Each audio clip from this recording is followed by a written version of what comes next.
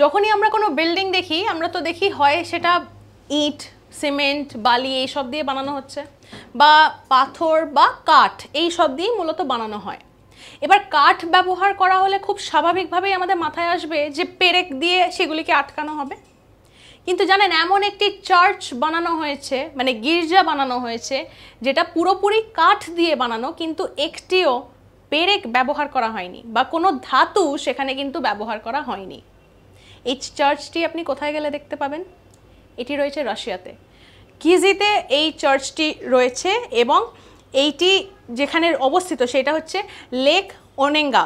সেখানে লেক ওনেঙ্গার মধ্যে অনেক কটি দ্বীপ রয়েছে, তার মধ্যে এই যে কিজি, সেটাই হচ্ছে কিজি চার্চটি হচ্ছে সেই চার্চ যেটি কিন্তু কাঠ দিয়ে বানানো হচ্ছে, এবং এখানে একটিও পেরেক ব্যবহার করা হয়নি। মানে কাঠামোটি এমনভাবে গড়ে উঠেছে, কাঠকে ইন্টারলক করে করে পুরো স্ট্রাকচারটি বানানো হয়েছে।